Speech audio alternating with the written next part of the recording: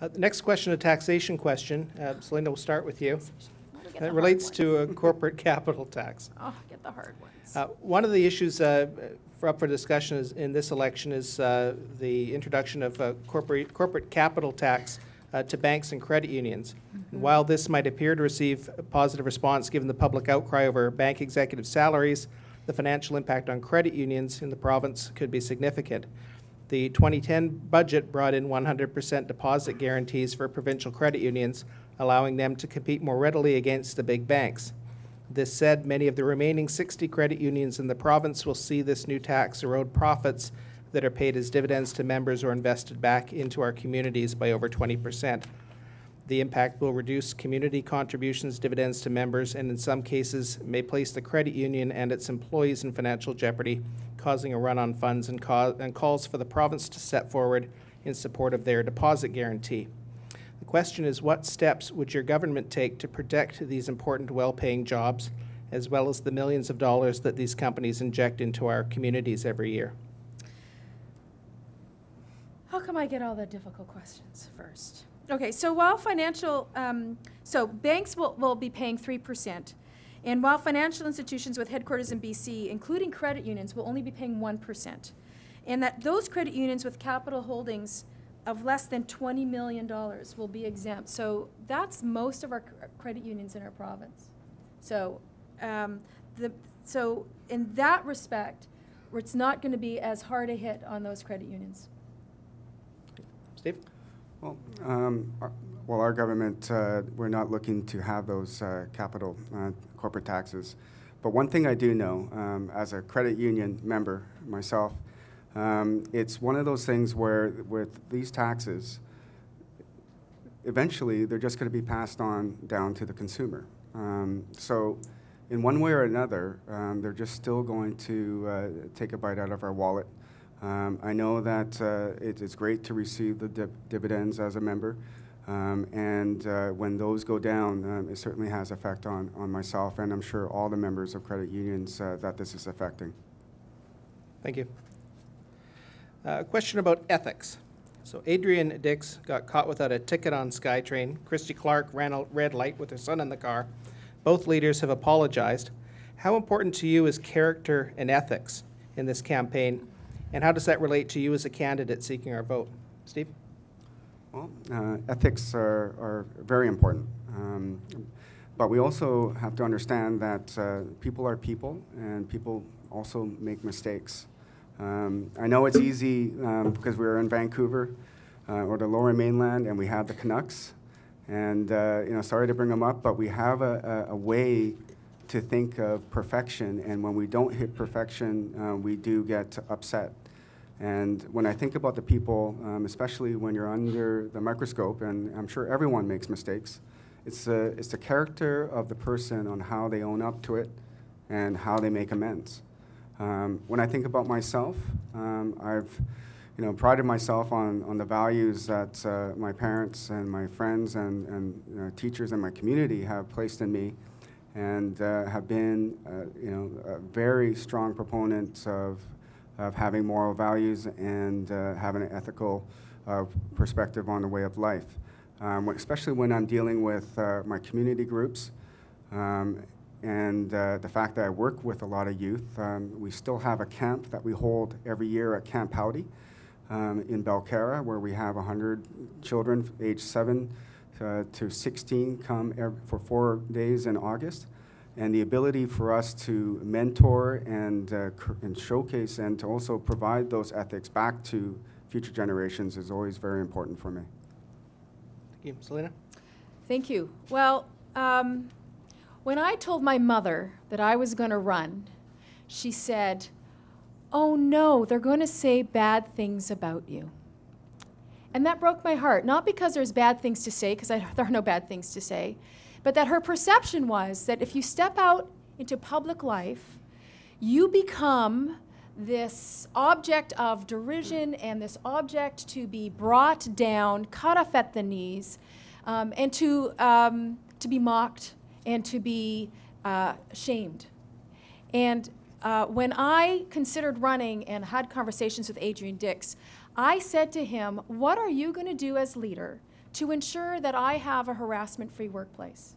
Because in no other place in this province would we tolerate the kind of bullying and disrespectful behavior that we see in the legislature and certainly even in this election. We just wouldn't tolerate it. And he said, Selena, we are going to run a positive campaign. We are not going to participate in those sorts of mudslinging activities. We are going to tell people what we're going to do, how we're going to do it, and how we're going to pay for it before we get elected. We are not going to participate. And let me tell you, there have been times when it has been hard to do. But we have committed, and I have committed, to not participate in that because it brings us all down. It brings the level of debate down. It brings the level of government down, the level of leadership down. We need to start having different kinds of dialogues so that we can bring out the best in each other, the best policies, so we can have the best province. Thank you. So back to transportation. Selena, we'll start with you. What's your position on road pricing and tolls on both current and new bridges and roadways? Well, it's one of those things where I think we all struggle. We all want to get to where we're going to go without anybody else on the road. We just want to get there. But we all have to pay for that somehow. And I think, and I appreciate, I know the Mayor's Caucus was meeting today, and it was part of their discussion was how are we going to do this, certainly in Lower Mainland. I think we might need to do a little bit of all of it, actually, because nobody wants to touch it. We don't want property tax to pay for it. We don't want road pricing. We don't want tolls. Everyone wants it. No one wants to pay for it. And we may need to start taking a look at, how do we do this? And we may have to just sort of suck it up, but it may be a little bit of everything. But that's a conversation that we need to have, all levels of government, and a broad-based conversation. Steve? We certainly know that we need world-class infrastructure for our province, and especially here in the Tri-Cities area.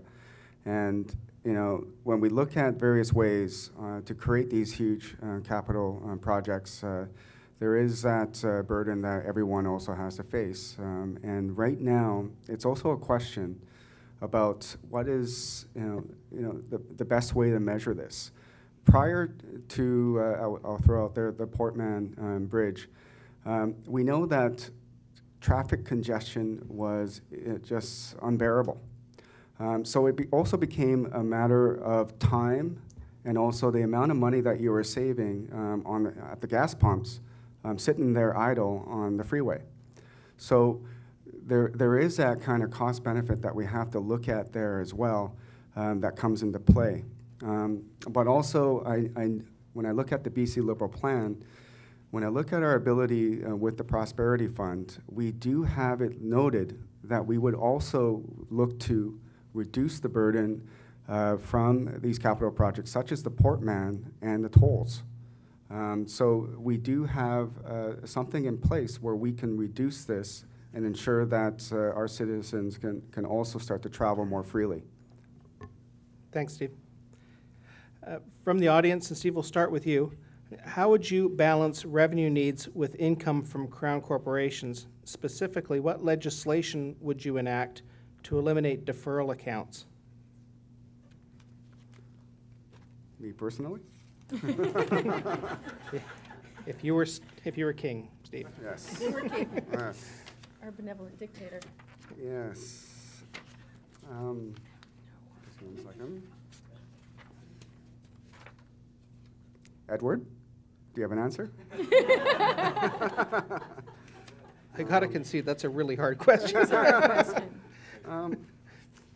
Just Sure. Yeah, Read it could you one more repeat time. that Yeah, question? happy Read it to. again. It's a tough question. How would you balance revenue needs with income from Crown corporations? Specifically, what legislation would you enact to eliminate deferral accounts?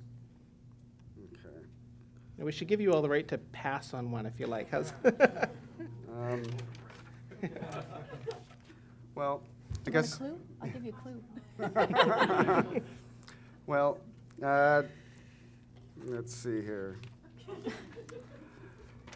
As much as I would love to answer this right now, I do have to admit, quite frankly, I need more information. And for me to give a proper answer. And if I was to, if whoever asked the question, maybe on May 15th, and I'm on my way to Victoria, we can have that chat on the ferry. So, but please get back in touch with me. Selena? Well, I'm a little bit in Steve's camp here, but I do think that the BC's Auditor General has a role to play here around that we need to do a better job of, as government. Government has a responsibility to be open and honest with where money is and where money's coming from and where it's going. And so making sure that we have that transparency is critical. And I would turn to the Auditor General and say, so what do you recommend we do? What is the best way to do this? So that's what I would do. Thanks. Okay, well, here's one that's well, actually, I shouldn't say that. It's easier to read. You've got the easiest job here tonight. You know that, Richard. Thanks. Selena, if you don't agree with the majority, and I assume this means the majority of your caucus, are you willing to vote against it, or will you be going along with the rest of the group? And can you give an example of how that approach has come up in your career to date? This is one that I think, so let me tell you about being an independent on council. Because I am independent on council, I ran as an independent, and it's really nice and easy, because you get to say, this is it. This is, me and what I'm thinking and what I'd like to do. What's frustrating about being an independent is that even though I said I would do this, I would do whatever this was, like, let's say, banning the use of cosmetic pesticides, it took me 3 long years because I couldn't get enough votes on council. And I'd let my constituents down. And so that is one of the downsides of being an independent, is you can't actually get done the stuff that you want done. So one of the decisions that I made and the commitments I made is if I'm going to run as a party, then I'm running in the party. And for those of you who've been paying attention on council, I do speak my mind. And there is a place to do that on caucus and to influence my colleagues and to get them to see it my way. And I will be tenacious. And they don't know how tenacious I can be, but I can be a little bit relentless until I can get enough of them to see my way. And then we will act in accordance as a caucus. Steve? Well, I would think that, I was about to throw out a joke there, but what it comes down to is teamwork. And when you're on a team, there are times where you do have to act as part of the whole collective. And, and I understand what Selena was saying in the sense that you do have to work hard, but at the same time understand that sometimes the needs can be a little bit bigger and you have to see the forest through the trees. But at the same time, it is very important about fighting for that voice at the table. Throughout my career, I've worked to, as some would call it, break down some of the glass ceilings or the bamboo ceiling, as some in the community have stated to me, where it's about bringing in new ideas and changing the way people think. So I've really based my career, especially when I look at my nonprofit boards, about focusing on communication. It's about getting that buy-in from the get-go and ensuring that everyone or your counterparts and with whom you're talking with also see the reason for what you're trying to say and why you're fighting so hard for it. So yes, it is having that persistence. It's also having the wherewithal to ensure that you can start to get that buy-in and create that critical mass so that you can create that change within everyone's perception. And that's why it's very important to have a seat at the table and to be part of the process. Thanks. Oh, I love this question. Steve, we'll start with you. A lot of discussion in the election about small business. Here's a question about big business. How does your party plan to keep large corporations in BC if the government taxes them more? Big companies provide jobs to our well-educated children.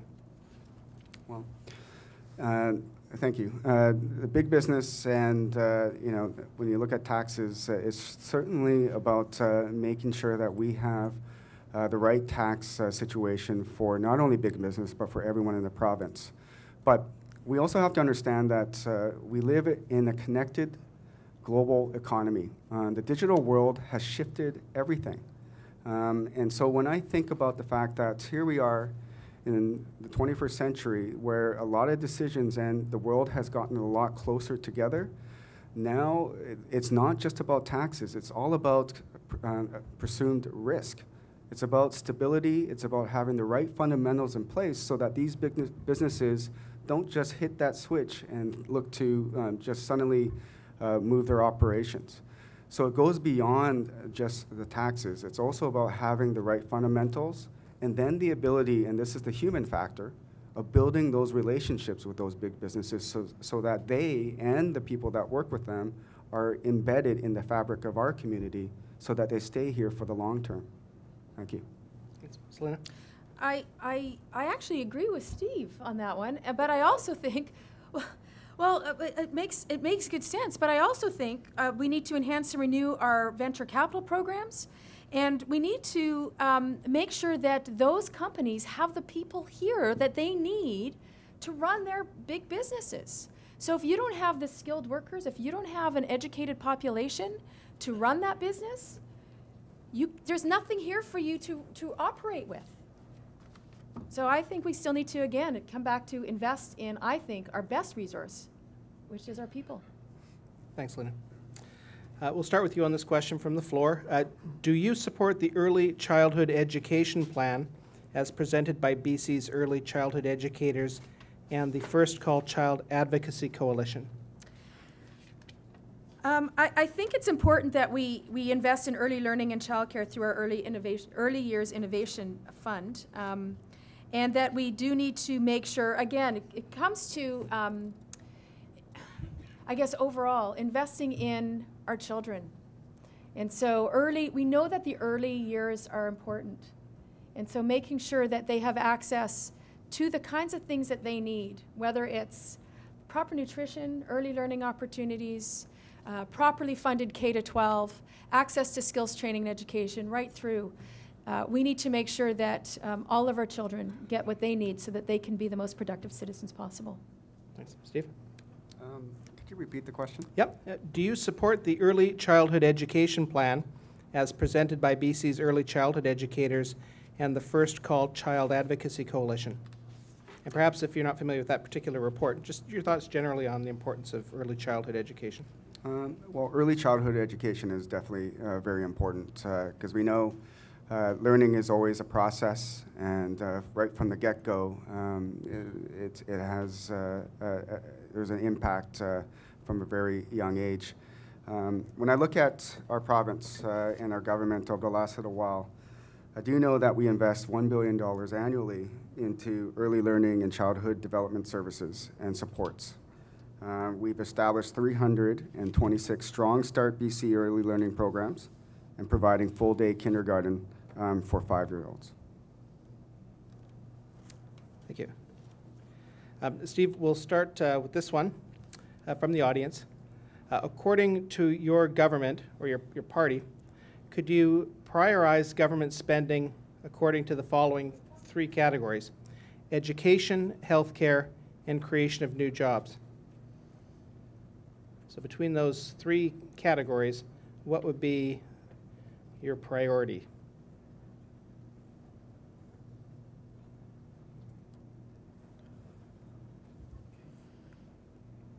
Well, they're all very important. And so when you look at prioritization here, you do have to take it with a grain of salt because, again, these are all very important areas that compete for our funds and our attention. But I do know if I go into order, to me, it's about having the jobs so that we can continually create a stronger economy that reinvests in our programs such as healthcare and in education. So definitely creating jobs, When I look at education, it's also very important. It's something where we have to continually invest in and ensure that the future generations carry that torch for us moving forward. And then healthcare as well, because we do know that we do have an aging population, and also the fact that with that, there are going to be a lot more costs associated with that as well. Thanks. Selena? It almost feels like asking somebody to pick which of their 3 children is the favorite. And sometimes one child is the favorite, and other times another child is the favorite. So I'm actually not going to pick, because I think they're all really vital to all of us at different points in our lives. So I'm not going to pick. Fair enough. Okay. But I will ask you to answer this question. Okay. Because it's along the same kind of theme. Which of these projects do you support most? And you're supposed to choose one. Patello Bridge, Dees Island Tunnel, Light Rail in Surrey, SkyTrain, the Broadway to UBC connection. So these are those 4 transit projects. Can you repeat them I one more time? certainly I need to write can. them down. I need to see them. So Patello pick Bridge. one. So you're allowed to pick one Dees project. Island. The Patello Bridge improvement, Yeah. the Dees Island Tunnel improvement, Yeah. Light Rail to Surrey, or the Broadway to UBC SkyTrain connection. All right. So, can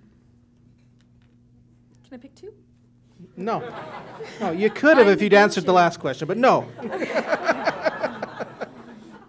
So I prefer the transit-oriented ones. So I'm narrowing. I need to do that. I prefer the transit-oriented ones because I think actually we would get better bang for our buck in terms of longevity and in terms of greatest impact. So that means it's the light rail in Surrey or the Broadway connector. And I would need a bit more information, and I'll tell you what I'd be looking for. I'd be looking for who would it have the greatest impact for, how much. Like, I want to have some measurables, and I don't have those before me. So it's really hard because you need the data in order to make a sound decision, and I just don't have the data. I've heard different numbers being bandied around, and if you lived in Vancouver out by UBC, you got certain numbers, and if you live in Surrey and you listen to Diane Watts, you got other numbers. But I want to be able to compare apples to apples on this one. So I would want to take a look and also see what partnerships come to the table. So are there others who are interested in bringing some money to the table? Those decisions are always influenced by who's paying for it. Is there a private sector partner? Is there a federal government partner? And that helps to determine which project. So the best I could do is 2 out of the 4. Okay. Steve? Well, it's certainly one of those things where there are a lot more stakeholders involved, and certainly not only the residents and the businesses are in those areas, but also when you look at the levels of government that have to get involved. Because the question of mass transit and versus the ability to increase the roadways for infrastructure are always going to be there. So my only answer to that, because I think in some ways, and I agree that we have to find, we need more information, is that once we grow the economy, we have the Prosperity Fund, we can fund them all. So then we can have them all and ensure that we have a stronger province across the board. Great fund. Great. Thank you. Steve, a question about healthcare for you. BC has the lowest number of nurses, that's LPNs, RPNs, RNs, and nurse practitioners per 100,000 population in all of Canada. Will your government commit to developing a nursing plan for BC and allow the participation of nurses in the development of this plan?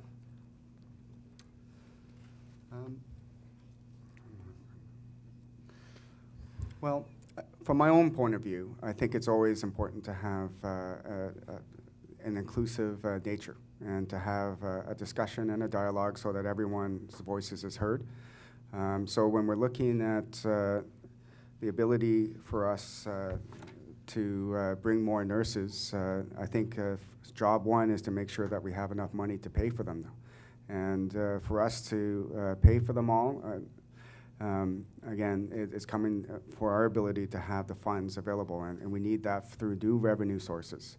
And until we have that ability, without looking to raise taxes and to increase that burden on us, not just now, but to future generations that will help to pay for it, then and only then can we have that discussion and make sure that all parties are satisfied. Selena? Well, with our commitment to expand home support and community care for seniors and people with disabilities and those with chronic and complex conditions, we're certainly going to need to make sure that we improve access to multidisciplinary teams that will include nurse practitioners.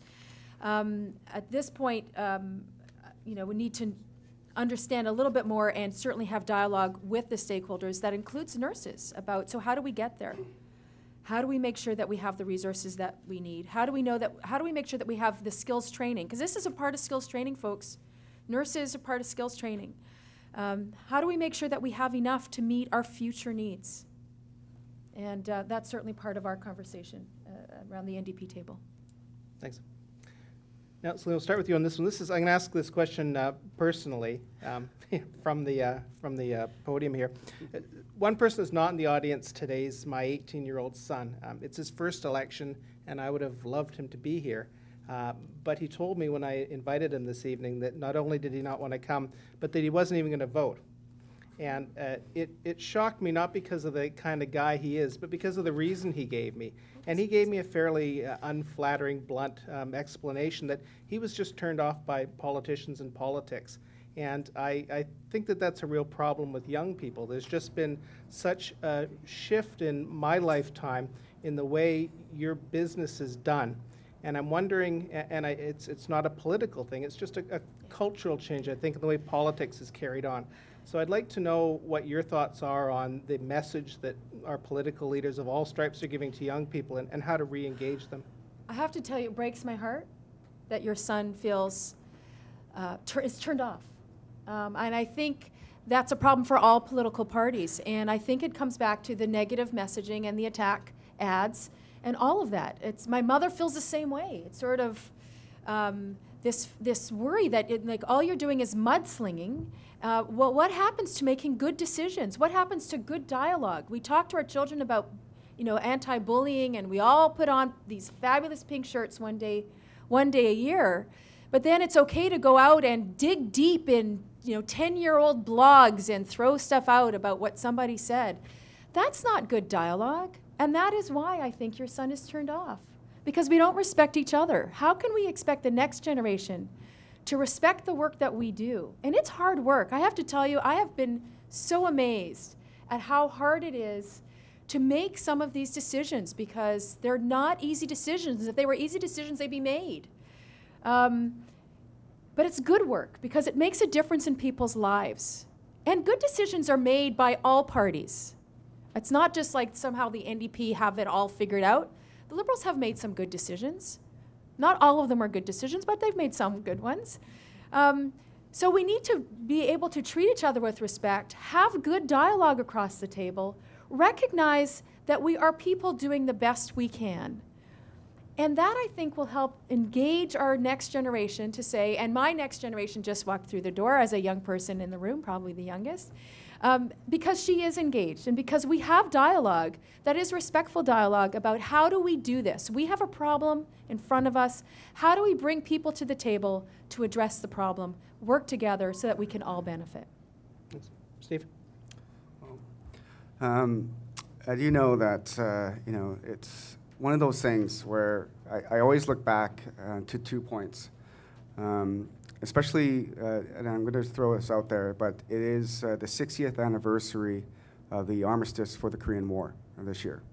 And it's one of the reasons why 10 years ago that we started our nonprofit group on that milestone. And I think about the war veterans who fought in that war, and then suddenly 15 years later, because of that, my parents were able to come to Canada and vote. So that's a story that I always bring up. And the importance of voting and having that right, which is not for everyone around the world. And so we must cherish that. And Then I look at the fact that we live in the digital age, and we have social media, and over the past 5 years, media it's not linear anymore. It's not the media on the TV telling us the news. Now everyone is also a mouthpiece. And although this democratization of media out there has given us more knowledge and ability to get information, it's also worked to polarize some of the comments out there, especially if you look at the Twitter sphere sometimes. So it's about having that real engagement with people, especially the younger generation, so that they understand the reasons for why we vote and the importance of it.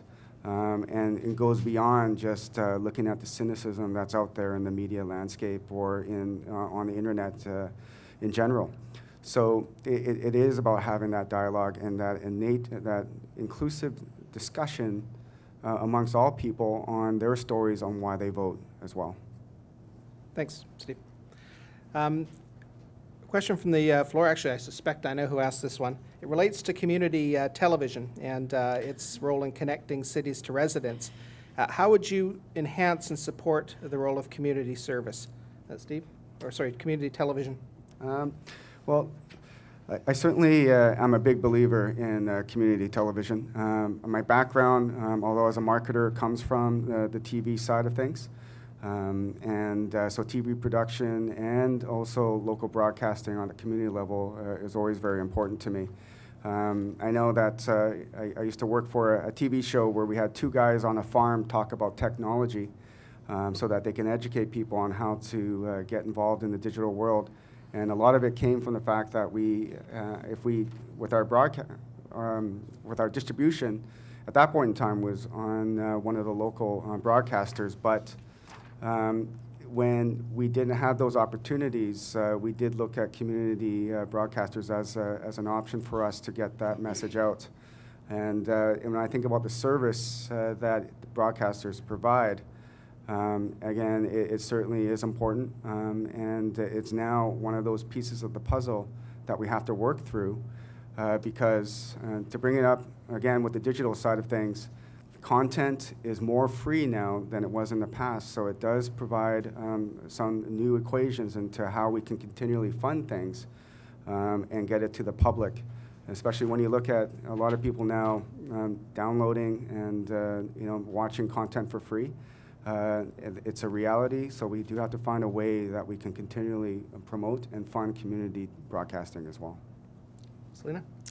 Thank you. I have great appreciation for community broadcasting. You send my face out to residents every Monday night, and the number of people who actually say, I saw you on TV, and you saw me on TV, when was I on TV? It's like, no, it was the community TV. It's like, right. The number of people who monitor and watch their council is pretty impressive, and I think it's a fabulous asset to have in the community. But the thing that I want to point out that I learned about community TV is that it's also a great place for apprenticeships.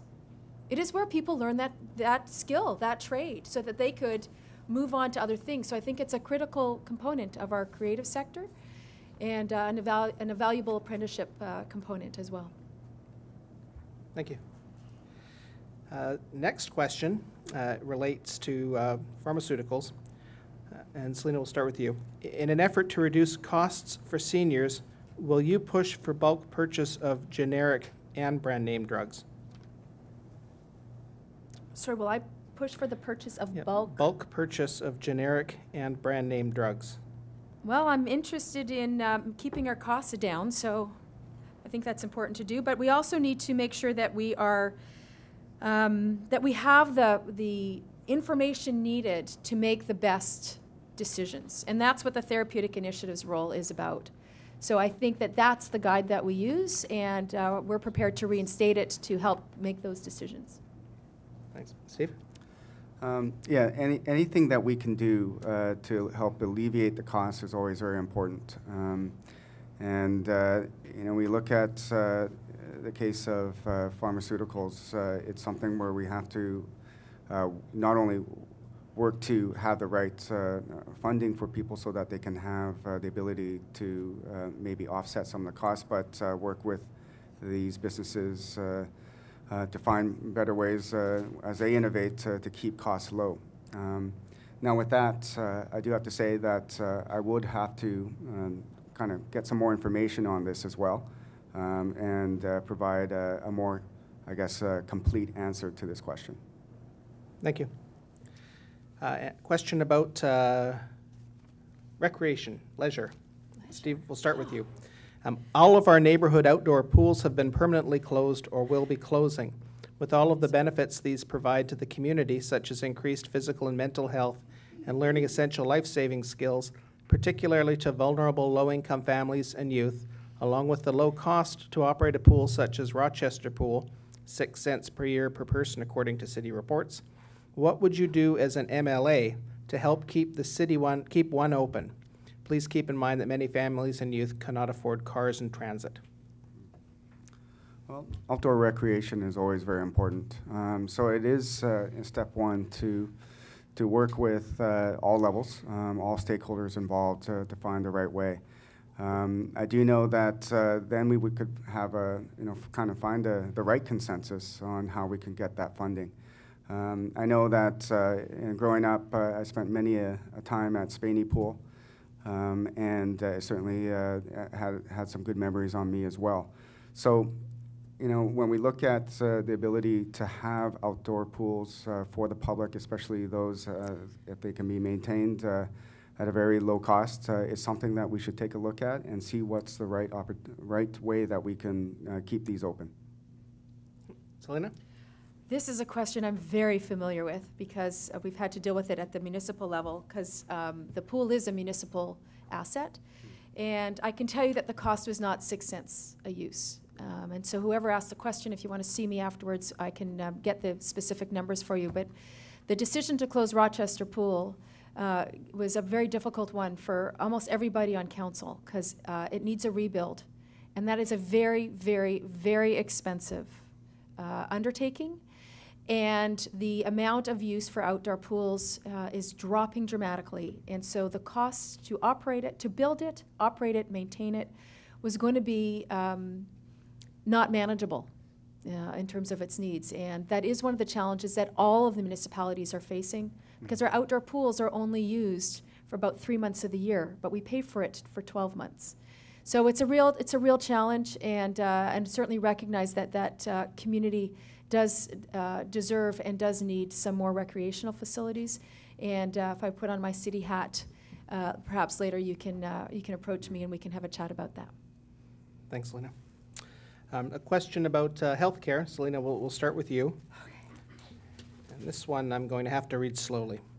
Give it. So, do you support replacing the present fragmented system of patient care with an integrated continuum of post-acute health care that follows patients from first diagnosis or acute episode through initial treatment, ongoing care, and through end-of-life needs, including assisted living, home care, caregiving, institutional, long-term care, and palliative end-of-life care? Well, it sounds fabulous. It sounds like a great idea, but I don't have information about what that would mean. I would think that our GPs are supposed to be sort of following us through all of our care, so I'm not quite sure I understand the question.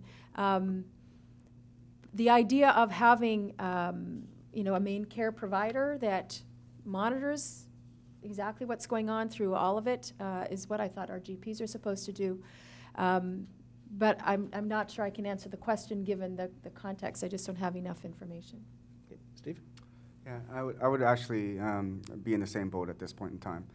For me to give a proper answer to that, but I do know that when you look at the pros and cons versus one program versus the other, it would take the ability for us to have that dialogue with everyone so that we know what the best course of action is, at least from my personal point of view. And then from there, it's hopefully from that point on we can have, if once I get that information, we can have that conversation. Thank you. Okay. And we've only got a couple of questions left, and I've got one winger that I'm going to save for last that you'll both love. But one more transportation question, if you don't mind, from the Chamber of Commerce. And it is the new Port Mann Cape Horn interchange has faced much criticism for lack of clear signage identifying exits by name versus a numbering system. Confusion remains amongst many motorists. So what would you do to facilitate a solution? Steve? Well, I would certainly look to make that more, I guess, make the signs easier for everyone to understand, in the sense of not just having the numbers, and see what we could do to put the proper names on the signs as well. Selena? Well, I'm ready to get out my spray can there, Richard, and take some of my old election signs and just put up my own directional signs. Coquitlam Council has actually been trying to address that with the province. Jumping up and down, screaming. We've tried just about everything. And one of the challenges that we've had is that the province has a certain standard that is a provincial standard. And so I would want to have a conversation with our bureaucrats, because I think we need to always go with some of the local knowledge and how do people locally talk about their roads rather than just having a centralized area. So I think there needs to be a conversation about that, but I think that's not so much at a policy level, but more as at a bureaucratic level. Okay, and then one last question on transportation before the zinger. And Selena, we'll start with you. What changes, if any, would your party bring to the BC Ferry Corporation and its current model of operation? Well, again, it's one of those really big challenges that we need more information on, and I know that people are frustrated. It's like, so how much more information do you need? It's one of those where we have to have some dialogue with all the stakeholders and with the service providers to try to make sense of what kind of service delivery we're expecting, and to have very clear performance indicators around that, because I am the queen of performance indicators, in order to make sure that it is meeting targets. And so I'm actually quite comfortable with the 2-year freeze that we're proposing at this rate on the rates, so that we can actually take a better look and dig deep around what kind of service we ought to be providing and how to measure that service provision. Thanks. Steve? You know, it's certainly, when you look at BC Ferries, it's a very important part of our transportation network. And, you know, the ability to transport and operate the ferry line can be due to some external factors, such as the cost of fuel can also be more volatile than stable. So it's always going to be a bit of an issue, especially with we look at all the people that live along the coast. But one thing I do know is that we've outlined a plan that, with the economy and with the LNG, with the Prosperity Fund, we would allocate a portion to also help alleviate the costs and debt with BC Ferries, because it is a very important part of our province. But we also know that in the coming years, we're going to have to look at replacing some of the ships that we have as well. So we do need to find new revenue sources so that we can continue to invest and bring down the debt of the BC Ferries. Thanks. Now, when we did a federal candidates meeting in the last election, I asked a very similar question, and I got accused of being mean. So this isn't for me, but I love it. So, Steve, we'll start with you. That's the part that makes me nervous, that you love it. Name one piece of your party platform that you disagree with. Oh. That's mean. I disagree. Who here has seen our party platform or downloaded it? I have. All right.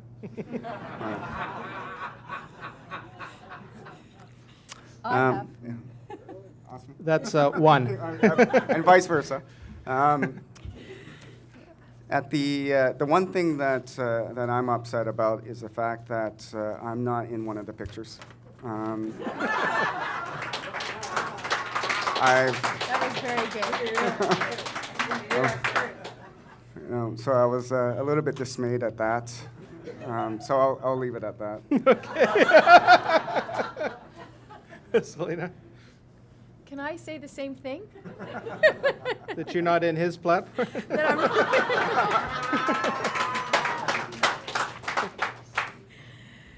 Well, the one thing that that I would have liked to have seen in there is that we need to make sure that we enjoy the work that we're doing, and it's not in the platform. I think that it's really easy to get jaded in this business. Everyone wants something, and no one wants to pay for it. And after a while, because I've been doing this for 5 years at the local level, I can really see how you can sort of get worn down and just feel like, why bother? And I think we need to remember that this is good work, and it's okay to have fun sort of mucking in the challenges and in the debate. And so I think there's something that sort of captures that energy is not in the platform, and I would have liked to have seen that in there. Thank you. So that's the end of the questions we've got. If we missed anybody, we apologize. Hopefully we had a chance to give all of you a sufficient opportunity to hear the candidates' perspectives on the points that were raised at the meeting. We're going to close with closing statements from both candidates in the opposite order that we started. So Selena, we'll start with you. Strictly speaking, you have 2 minutes, but we're a little bit ahead of schedule, so if you want to ramble on within reason. No, I'm not going to ramble. I need to go to the bathroom. And if you guys want I am not rambling. That wasn't a question. Selena. So I just want to, first of all, I just want to take a minute to thank all of you for coming. It was a lovely night, and it's always a stressful experience. I know that my family sort of had to put up with my little edginess today, so I apologize to them at the back. But this really was quite pleasant, and I think it was pleasant because the questions were well thought out. They were fair, and they were moderated really well. Thank you, Richard. And Steve is a nice guy, and so having all of that together really makes for actually an enjoyable evening. And so I want to thank everybody for making it just so. But I want to point out that the things that we're going to be paying attention to as the New Democrats, the things that we're focusing on, is a prosperous economy, a caring society, protecting our environment, and a different way of doing government. We want to do a whole bunch of things that will achieve all of those goals. We think it's important that we start bringing about change for the better. We think that it's time for a different set of eyes, for a different government, to move us to the next place where we need to go. We've had 12 years of one kind of government. We think it's time for another kind of government. You get to decide on May 14th. Richard needs to talk to his son to get him to vote. I will help if you'd like. But we need to make sure those of you who are in touch with young people in your lives, ask them to come with you. Take a young person, make sure they get to the polls. This is their future that we're going to be making decisions on, and they need to be part of it. So I ask you all to make sure that the people in your lives all participate. Thank you. Yes, well, I echo Selena's comments as well. So thank you, everyone, for coming tonight and being part of the process. And I would like to thank Richard and the Tri-City Chambers for, again, putting on a fair and entertaining and also insightful event tonight. And I share the thoughts of Selena as well, in the sense that as a first-time candidate, and jumping in and throwing my hat into the ring, I don't know if you can believe it, but I didn't have gray hair 2 weeks ago. This is all new. And I was 6 feet tall. But again, it was a great dialogue and a good exchange of ideas. But I do want to close with the fact that, I know that the NDP states that they want to change for the better. However, I actually see the BC Liberals as the one that have that change, a more meaningful change for the better for our province. It's based on renewal. We have a vision for change via growth and development through a strong economy that reinvests in our future. And what I see from the NDP is a change to a government that is back in the same old 90s NDP, and that is to increase our taxes and to increase spending. Their information to date includes over $3 billion in new spending. How are they going to pay for it? It is again based on increasing taxes for our people. But what good are higher taxes if we have less businesses and less people to tax from? For we all want to do more, and I firmly believe that both of us up here as well want a better life for our families and for future generations. It just comes down to a question of how. And when I look at the values that I grew up in, it was working to ensure that we had the right opportunities for ourselves and also for future generations, and to create those opportunities into investments that help to develop in the future. So on May 14th, please cast your votes. It is very important for everyone to get out there. I know I've made a point since I turned 18 to always be involved with the process, and I hope on May 14th that you join me and the Liberals so that we can continue to invest in our province and create a sustainable, responsible environment for future generations. Thank you. Thanks, Stephen. Thanks, both of you. That's the end of the formal proceedings this evening. Thank you all for coming. Thanks to Jeff Scott and Tri-Cities Community Television for coming out and filming this. You guys do a fantastic job. And Mike and Jordan from the Chamber, Jimmy, Dennis Marsden, who I forgot to introduce earlier, wasn't intentional. Rick Facine for helping moderate the questions. And again, and to both of you, you're both fantastic representatives. You're a credit to your parties and to our communities, and best of luck to both of you. Thank you.